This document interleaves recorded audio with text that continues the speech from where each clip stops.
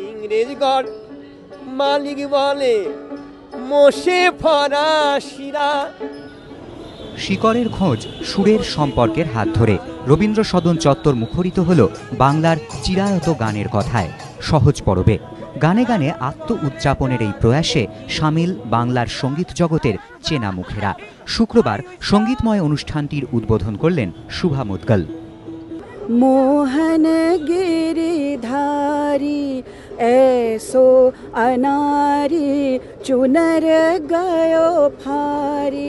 देखी मुर्गा के निबा लागे, तो देखी मुर्गा के निबा लागे। ছৌ আমাদের রণপা আদিবাসীরা আছেন, তারপরে ঢাকঢোল নিয়ে আছেন।